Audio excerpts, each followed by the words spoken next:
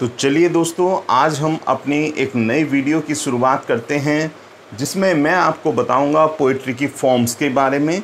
ये पूरी सीरीज़ मैंने आपके लिए तैयार की है जिसमें सभी प्रकार की कविताओं को मैं एक्सप्लेन करूंगा और जो भी मोस्ट इम्पॉर्टेंट क्वेश्चंस हैं वो मैं आपको बताऊंगा। आज का जो टॉपिक है वो है हमारा सोनेट का। सोनेट के विषय में हम पढ़ेंगे सोनेट का आविष्कार कहाँ हुआ, किस शताब्दी में सबसे ज़्यादा सोनेट फेमस रहे, सोनेट का जनक कौन था, सोनेट में कितनी पंक्तियाँ होती हैं, या इंग्लैंड में इसको कौन लेकर के आया, शेक्सपियरियन सोनेट क्या होते हैं, मिल्टोनिक सोनेट क्या होते हैं, या सोनेट का थीम क्या होता है। ये सारी चीज़ें मैं आज आपको बताने वाला हूं। तो चलते हैं दोस्तों वीडियो की ओर। मैं हूं वनराज गोस्वामी, आप देख रहे हैं चैनल E2। हमारा टॉपिक है सोनेट। तो सबसे पहले मैं आपको बता दूं, जैसे ही आपके सामने एक क्वेश्चन आता है कि सोनेट क्या होता है, तो आप याद रखिएगा ए पोएम ऑफ 14 लाइन्स, 14 लाइनों की जो कविता होती है उसको हम सोनेट कहते हैं। A poem of 14 lines is called a sonnet. अब सोनेट में सर्वप्रथम मैं आपको बता दूं, सोनेट एक प्रकार का काव्य गीत है। मीन्स पोइट्री ये एक प्रकार की है, इसके अंदर 14 लाइनों की कविता लिखी जाती है और वो जो 14 लाइनें होती हैं वो किस किस प्रकार से होती है ये मैं आगे आपको डिटेल में एक्सप्लेन करके बताऊंगा, लिख करके बताऊंगा। परंतु अभी मैं आपको कुछ इम्पॉर्टेंट पॉइंट्स इसके बारे में बता देता हूँ। सोनेट का जनक दांते को माना जाता है। ऐसा कहा जाता है कि दांते ने सर्वप्रथम इस काव्य की विधा का आविष्कार किया। सोनेट का जो जन्म शताब्दी मानी जाती है वो 13वीं शताब्दी मानी जाती है। ऐसा कहा जाता है कि सर्वप्रथम सोनेट का आविष्कार इटली में हुआ 13वीं शताब्दी में, और 13वीं शताब्दी में जो इसका आविष्कारक था वो दांते था। तो 3 बातें आपको याद रखनी है। सोनेट का आविष्कारक दांते को माना जाता है, 13वीं शताब्दी में इसका आविष्कार हुआ, इसका जन्म हुआ इस काव्य विधा का। और दूसरी इम्पॉर्टेंट बात मैं आपको बता दूं कि इसका जो ओरिजिनेशन है वो इटली में माना जाता है। दांते के बाद सबसे ज़्यादा यदि किसी ने सोनेट पोएट्री फॉर्म को प्रसिद्धि प्रदान की तो उसमें सबसे पहला नाम आता है पेट्रार्क का। पेट्रार्क ने इसको पूर्णता प्रदान की है। अगला पॉइंट मैं आपको बता दूं कि सोनेट का जो थीम होता था, इटालियन सोनेट जहाँ पे सोनेट ओरिजिनेट हुआ, उसका थीम और कुछ नहीं बल्कि हीरो हीरोइन का जो लव एंगल है उसको उसमें दर्शाया जाता था। यानी कि इसका थीम नायक और नायिका के मध्य का प्रेम हुआ करता था। उस समय केवल इसी सब्जेक्ट के ऊपर, इसी को सब्जेक्ट बना करके सोनेट लिखा जाता था। आज की जो विधा है सोनेट की वो कई रूपों में बदल गई है, उसको मैं आगे आपको एक्सप्लेन करूँगा। अगला पॉइंट मैं आपको बता देता हूँ, इटालियन सोनेट जो फॉर्म हमने सबसे पहले देखा सोनेट का, 14 लाइनों की कविता का जो पहला फॉर्म हमने देखा, वो फॉर्म में सोनेट 2 भागों में बटा होता था। और वो 2 भाग कौन से होते थे? पहला भाग होता था ऑक्टेव और दूसरा भाग होता था सस्टेट। ये 2 बातें आपको याद रखनी है। जो बेसिक फॉर्म है सोनेट की उसमें 2 पार्ट होते हैं, ऑक्टेव और सस्टेट। अब ये ऑक्टेव क्या होता है ये मैं आपको बता दूं। 14 लाइनों में से जो शुरू की 8 लाइन्स होती हैं उनको हम ऑक्टेव कहते हैं। सोनेट में जो शुरू की 8 लाइन्स हैं उनको हम ऑक्टेव कहते हैं, और जो बाद में यानी लास्ट में जो 6 लाइन्स रिमेनिंग रह जाती हैं उनको हम सस्टेट कहते हैं। अब यहाँ पर मैं आपको एक जानकारी और दे दूँ, हालांकि इसका जो एनालिसिस है वो मैं आगे लिख करके आपको बताऊँगा। ये जो ऑक्टेव है सोनेट का एक पार्ट, बड़ा वाला पार्ट, ये 2 भागों में डिवाइड होता था 4-4 लाइन के स्टेंजाज में। 4-4 लाइन के 2 स्टेंजा मिलकर के ऑक्टेव बनाते हैं 8 लाइन का, और सस्टेट बनाने के लिए 3-3 लाइन के 2 स्टेंजे इसमें प्रयोग होते हैं जो ट्रिपलेट कहलाते हैं। 4 लाइन का जो स्टेंजा है वो क्वार्टरेन कहलाता है, थर्ड 3 लाइन का जो स्टैंजा है वो ट्रिपलेट कहलाता है, और 3 लाइन के 2 स्टैंजों को मिलाकर जो 6 लाइन्स बनती हैं उनको हम सस्टेट कहते हैं। और इसी प्रकार से 2 क्वार्टरेन को मिला करके, यानी 4 लाइनों के स्टैंजा को हम क्वार्टरेन कहते हैं, और 2 क्वार्टरेन को मिला करके 8 लाइन्स बनती हैं, और उन 8 लाइन्स को हम ऑक्टेव कहते हैं। ये सबसे इम्पॉर्टेंट बात आपको याद रखनी है। अब मैं आपको बता दूं कि ऑक्टेव और सस्टेट में डिफरेंस क्यों है। आपको बता दूं कि इनका जो थीम था वो लव थीम था, और ऑक्टेव तक जो भी बात कही जाती थी वो 1 थीम पे बेस्ड होती थी, लेकिन जैसे ही सस्टेट शुरू होता था किसी सोनेट में तो वहाँ पर टर्न ऑफ थॉट देखने को मिलता था। आप जब भी सोनेट को एनालाइज करेंगे, पढ़ेंगे, तो आप पाएंगे कि जो शुरू की 8 लाइन्स हैं उनमें एक रिद्म है, उनमें एक कथन है, उनमें एक थीम है, लेकिन जहाँ से आप नवी लाइन को पढ़ते हैं, सस्टेट वाली लाइन को शुरू करते हुए पढ़ते हैं, तो वहाँ पर आप चेंजिंग ऑफ थॉट देखेंगे। मैं आगे आपको एनालाइज करके बताऊंगा, अभी मैं आपको उसकी डिटेल शॉर्ट में बता रहा हूँ जो आपके एग्ज़ाम से रिलेटेड है। अगली बात मैं आपको बता दूं कि सोनेट ने सबसे ज़्यादा जो प्रसिद्धि पाई, यानी सबसे ज़्यादा ये जो फॉर्म फेमस हुआ, ये 15वीं शताब्दी में हुआ। तो चलिए फिर हम एक बार फिर से जो आगे के पॉइंट हैं उनको समझते हैं। मैंने आपको 7 पॉइंट्स तक बता दिया था। 8 जो पॉइंट है वो है सोनेट को इंग्लैंड में लाने का श्रेय। देखिए, सोनेट को इंग्लैंड में लाने का श्रेय वाट और अर्ल ऑफ सरे को दिया जाता है। ऐसा कहा जाता है कि ये 2 लोग, जिनमें पहले नंबर पर वाट हैं और दूसरे नंबर पर अर्ल ऑफ सरे हैं, इन्होंने इंग्लैंड में जो सोनेट की विधा थी उसको ये लेकर के आए हैं, और इन्होंने इसके डेवलपमेंट में जो इंग्लिश सोनेट है उसका आविष्कार इन्होंने किया। तो यदि आपसे पूछा जाए कि इंग्लिश सोनेट के रचनाकार कौन है या इंग्लिश सोनेट किसने लिखने प्रारंभ किए, तो उसमें सबसे पहला नाम वाट और दूसरे नंबर पर जो नाम आता है वो सरे का आता है। अगला पॉइंट हमारा है, वाट ने पेट्रार्कन सोनेट को अपनाया। जैसा कि मैंने आपको बताया था कि जो इटालियन फॉर्म थी उसको सबसे पहले दांते ने आविष्कार किया सोनेट का, उसके बाद पेट्रार्क ने इसको पूर्णता प्रदान की। तो यहाँ पर आप देख रहे हैं जो वाट हैं उन्होंने जो पेट्रार्कन फॉर्म थी सोनेट की उसको अपनाया, और अंग्रेजी में जो भी उन्होंने सोनेट लिखे वो पेट्रार्क के सोनेट का जो पैटर्न था उसको वो फॉलो करते थे। पैटर्न की बात से मुझे ध्यान आया, मैं आगे आपको इन सभी के जो सोनेट की फॉर्म है, राइम है, उसको मैं आपको डिटेल में समझाऊंगा अगले वीडियो में। तो आपको याद रखना है, वाट ने पेट्रार्क को फॉलो किया। मैं आपको बता दूं क्या इन्होंने फॉलो किया कि जो हमारा सोनेट होता था 14 लाइन्स का, 14 लाइन्स की जो पोएम होती थी वो इटालियन सोनेट, मैंने आपको बताया था कि वो ऑक्टेव और सस्टेट में बटा होता था, और पेट्रार्क ने उसको और अच्छे से फॉर्म किया और अच्छा उसको बनाया, उसमें नई नई जो भावनाएं थी उनका समावेश किया, और वाट ने इंग्लैंड में पेट्रार्क को फॉलो किया। अब आपको एक नई बात मैं बता देता हूँ, अर्ल ऑफ सरे ने नवीन प्रकार के सोनेट की रचना की। ऑक्टेव और सस्टेट के बारे में मैंने बताया था, आगे हम डिटेल से इसकी चर्चा करेंगे। उस पैटर्न को इटालियन सोनेट के नाम से जाना गया, उसको पेट्रार्कन सोनेट के नाम से जाना गया, और इंग्लैंड में उसी को वाट सोनेट के नाम से जाना गया। लेकिन अर्ल ऑफ सरे ने उस विधा में थोड़ा सा बदलाव लाया, और जो शुरू की पंक्तियां थीं, ऑक्टेव था, उसको उन्होंने छोड़ दिया और 4-4 लाइन के 3 स्टैंजे बनाए, और इस प्रकार से 12 लाइनें उसमें हो जाती हैं, और लास्ट में इन्होंने एक कॉपलेट को यानी एक दोहे को जोड़ दिया। और यही पैटर्न आपको देखने को मिलता है आगे शेक्सपियर की रचनाओं में। शेक्सपियर ने अर्ल ऑफ सरे को फॉलो किया, उन्होंने उसी पैटर्न को अपनाया जिस सोनेट के अंत में लास्ट में दोहा होता था, वही पैटर्न सोनेट ने अपनाया।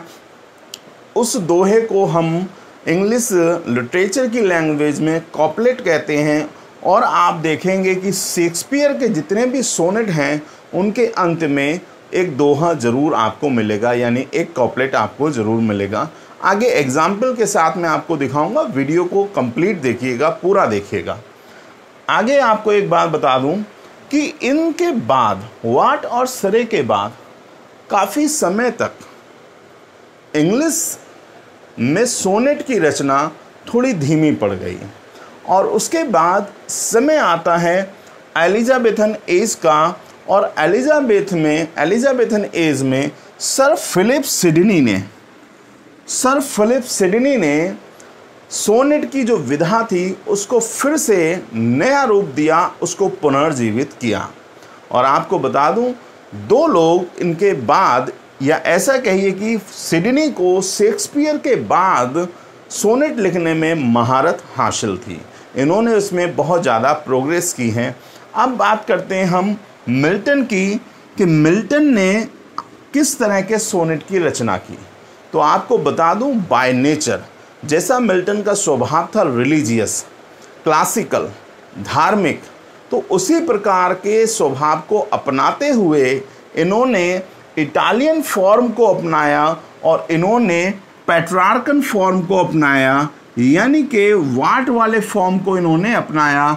या ऐसे कहिए कि पेट्रार्कन सोनेट को वाट ने अपनाया और वाट वाले सोनेट को मिल्टन ने अपनाया। दूसरी तरफ अगर हम कहें तो अर्ल ऑफ सरे के जो सोनेट विधा थी उस विधा को शेक्सपियर ने अपनाया और उसी तरह के सोनेट की रचना सर फिलिप सिडनी ने की। तो दो ब्रांचेस इसमें आपको देखने को मिलती हैं सोनेट में। एक उस तरह के सोनेट जिसमें लास्ट में कॉपलेट दिया होता है और 4 लाइनों के 3 स्टैंजे शुरू में दिए होते हैं। लेकिन मिल्टोनिक सोनेट की बात करें तो मिल्टन बाय नेचर क्लासिकल थे, इसीलिए इन्होंने क्लासिकल फॉर्म को, जो ओरिजिनल फॉर्म थी सोनेट की, उसको अपनाया। अब मैं आपको जो इनके सोनेट का एक एक स्टेंजा है उसको एक्सप्लेन करते हुए सबसे पहले मैं आपको पेट्रार्कन सोनेट का एक सैंपल दिखाऊंगा और उसकी जो राइम स्कीम है वो मैं आपको बताऊंगा, जो उसमें स्टेंजास फॉलो होते हैं वो मैं आपको बताऊंगा। उसके बाद फिर हम बात करेंगे मिल्टन की, मिल्टन ने किस तरह के सोनेट लिखे हैं वो मैं आपको यहाँ पर दिखाऊंगा, और उसके बाद हम बात करेंगे शेक्सपियरियन सोनेट की। तो हम अगले वीडियो की ओर चलते हैं।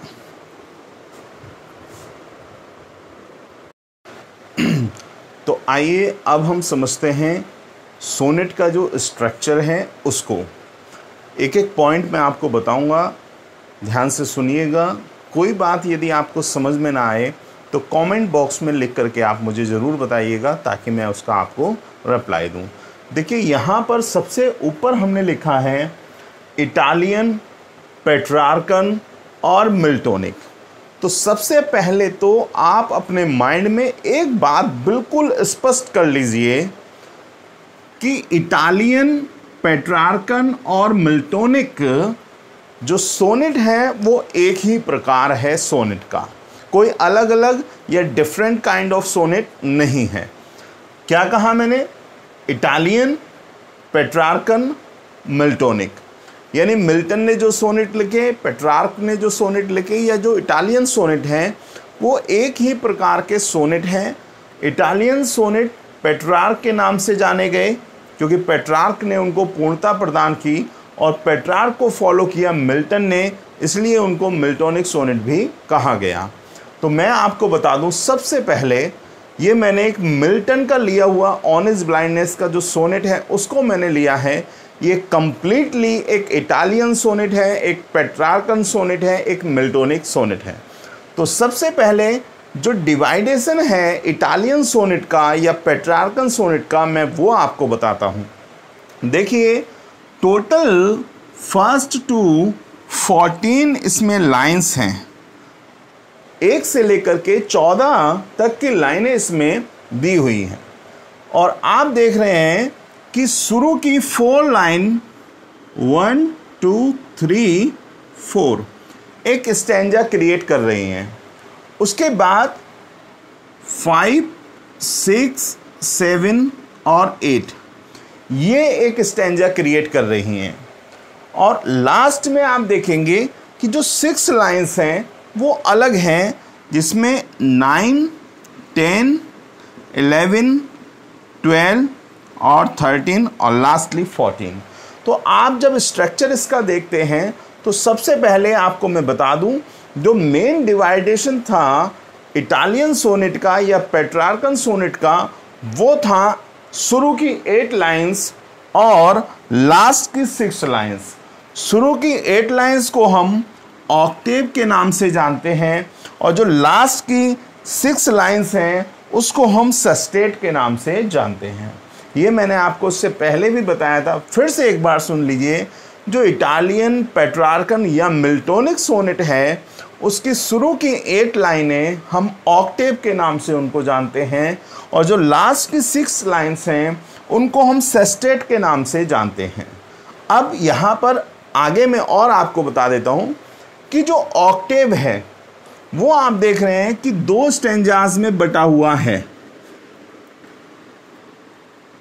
पहला स्टेंजा 4 लाइन का जिसको हम क्वार्ट्रेन कहते हैं, पहला 4 लाइन का स्टेंजा जिसको हम क्वार्ट्रेन कहते हैं, या यूं कहिए कि 4 line stanza is called quatrain.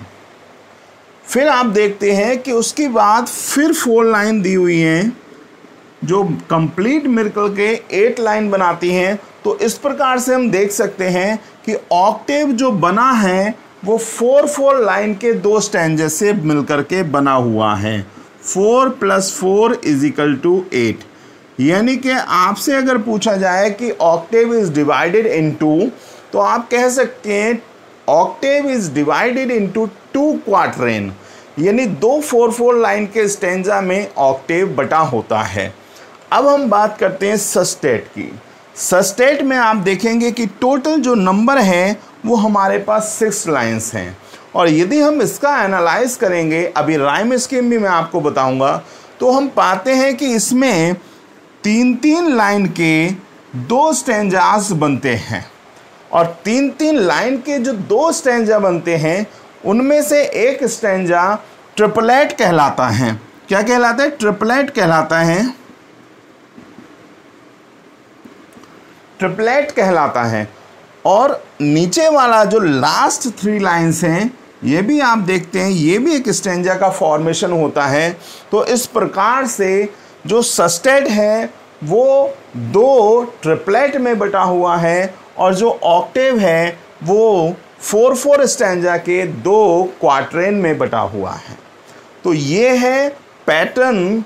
अब मैं आपको एक चीज़ बता दूं, मैंने स्टार्टिंग में आपको बताया था कि जो डिवाइडेशन है, आखिर ये डिवाइडेशन हुआ क्यों, इसकी इम्पोर्टेंस क्या है, ये 8 लाइन के बाद ही इसमें 6 लाइन्स में टर्न क्यों हुआ। तो मैं आपको बता दूं, जब भी आप कोई सोनेट पढ़ेंगे जो इटालियन सोनेट है, पेट्रार्कन सोनेट है या मिल्टोनिक सोनेट है, तो पहली लाइन से लेकर के और जो 8 लाइन है वहाँ तक आपको एक ही थॉट या एक ही थीम आपको देखने को मिलेगा। जैसे अगर इस सोनेट की हम बात करें तो इन 8 लाइन में मिल्टन अपनी आंखें खो जाने पर या अपनी आंखों की रोशनी खो जाने पर ईश्वर को क्रिटिसाइज करता है, उनकी आलोचना करता है, उन पर फेथ नहीं दिखाता है, उसका विश्वास खंडित हो जाता है। लेकिन जैसे ही हम नवीं लाइन पर जाते हैं या 8 लाइन को पार करने के बाद हम आगे सस्टेट की ओर बढ़ते हैं, तो यहाँ से जो थॉट है वो बदल जाता है और मिल्टन कहता है कि नहीं, भगवान को किसी के गिफ्ट की आवश्यकता नहीं है, भगवान को मेरी आंखों की रोशनी की आवश्यकता नहीं है। तो आपको अब समझ में आ गई होगी बात कि ऑक्टेव और सस्टेट का डिवाइडेशन क्यों है, कि ऑक्टेव में एक थीम होता है और जैसे ही सस्टेट की लाइन आती है तो उसमें टर्न ऑफ थॉट यानी विचारों में जो बदलाव है वो देखने को मिलता है। अब दोस्तों हम बात करेंगे इन जो सोनेट के प्रकार हैं, कुल मिलाकर के एक प्रकार है इटालियन पेट्रार्कन या मिल्टोनिक सोनेट। इसकी मैं राइम स्कीम की आपको बता दूं, राइम स्कीम की मैं आपको समझा देता हूं। देखिए, यदि आपसे पूछा जाए कि मिल्टन की राइम स्कीम क्या है, तो एक शॉर्ट में आप याद रख सकते हैं, आप कह सकते हैं अब्बा अब्बा सी डी ई। ये मैंने आपको जनरली याद करने के लिए ट्रिक से बता दिया। अदरवाइज इसको आप कह सकते हैं A B B A, A B B A B B A, C D E. तो ये मिल्टन की राइम स्कीम है, यानी कि जो ए लाइन है या जो फर्स्ट लाइन है उसकी जो मैचिंग है वो होती है फोर्थ लाइन से, जो सेकंड लाइन है उसकी मैचिंग होती है थर्ड लाइन से। इसी प्रकार से पैटर्न फिर आगे बनता है, जो पहली लाइन है उसकी मैचिंग होती है फोर्थ लाइन से और जो सेकंड लाइन है उसकी मैचिंग होती है थर्ड लाइन से। तो आप अपनी ट्रिक के अकॉर्डिंग इसको याद कर लीजिएगा। अब मैं आपको सस्टेट में होने वाले कुछ बदलाव के बारे में बताता हूँ। सस्टेट में जो राइम स्कीम है वो सी डी ई है, यानी कि जो पहली लाइन है सस्टेट की वो मिलती है फोर्थ लाइन से, जो सेकंड लाइन है वो मिलती है आपकी फोर्थ लाइन से,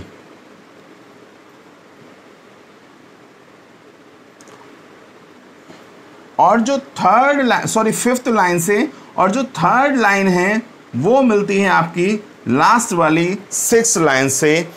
तो ये जो राइम स्कीम आप देख रहे हैं सी डी ई, आपको बता दूं कि मिल्टन ने और पेट्रार्क ने इसमें थोड़ा बदलाव भी किया था।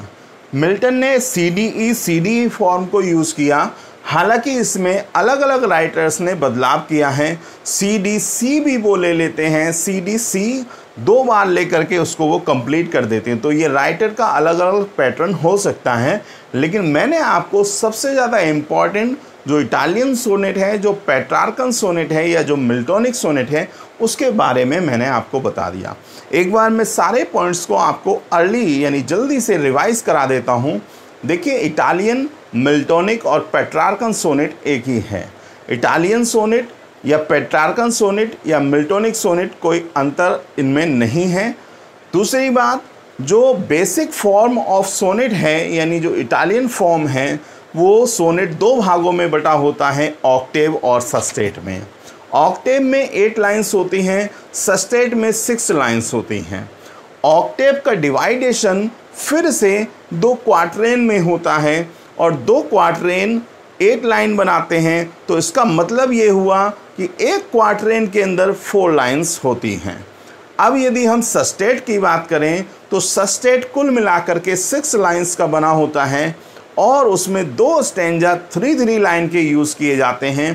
तो अगर हम बात करें सस्टेट की तो उसमें हम कहेंगे कि 2 ट्रिपलेट को मिला करके एक सस्टेट बनता है और 2 क्वार्टरेन को मिला करके एक ऑक्टेव बनता है, और ऑक्टेव और सस्टेट को मिला करके एक मिल्टोनिक सोनेट या एक इटालियन सोनेट या एक पेट्रार्कन सोनेट मिलता है। तो मुझे उम्मीद है आपको ये वीडियो पसंद आया होगा। अब हम नेक्स्ट जो शेक्सपियरन सोनेट है, जो अर्ल ऑफ सुरे का पैटर्न है लिखने का सोनेट, उसका अध्ययन करेंगे।